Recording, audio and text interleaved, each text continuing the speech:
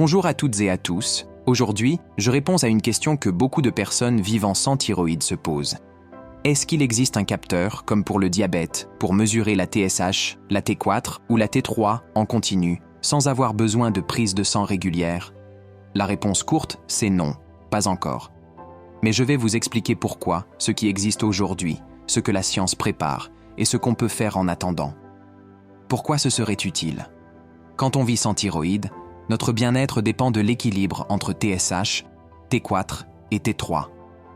Et souvent, on reste plusieurs semaines, voire plusieurs mois, sans avoir aucune idée de notre état hormonal.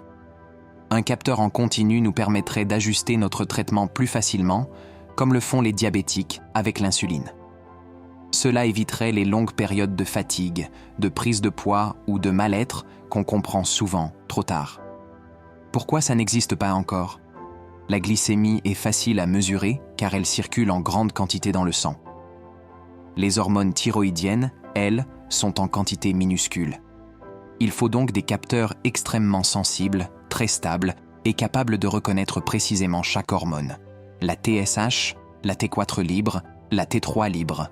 Autre difficulté, il n'existe pas, à ce jour, d'enzymes ou de réactions chimiques simples qui permettraient de détecter la TSH ou la T4, comme on détecte le glucose. Qu'est-ce qui existe aujourd'hui? Aujourd'hui, on ne peut mesurer la TSH, la T4 ou la T3 qu'avec une prise de sang faite en laboratoire. Il n'existe aucun capteur en continu, ni à usage médical, ni connecté pour un usage personnel. Certains laboratoires proposent des tests rapides par piqûre au doigt, mais ce n'est pas du tout en continu. Et la recherche, alors? La bonne nouvelle, c'est que les chercheurs avancent.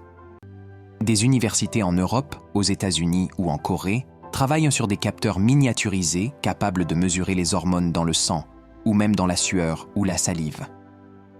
On parle de patchs, de capteurs implantables, ou encore de modèles basés sur l'intelligence artificielle pour estimer ton état hormonal à partir de données comme la température corporelle, la fatigue ou le rythme cardiaque. Mais tout cela est encore au stade expérimental.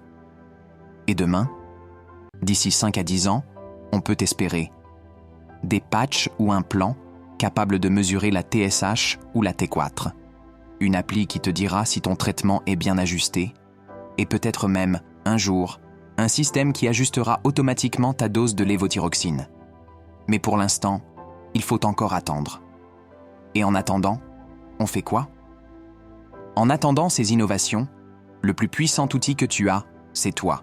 Écoute ton corps. Note tes symptômes, ton niveau d'énergie, ton sommeil, ton poids, ton humeur. Tiens un carnet de bord et n'attends pas que la TSH soit hors norme pour demander un ajustement à ton médecin, car tu peux être en souffrance même avec une TSH dans les clous. En résumé, pas de capteur aujourd'hui, mais des pistes très prometteuses pour demain. Et d'ici là, ton ressenti reste ta meilleure boussole.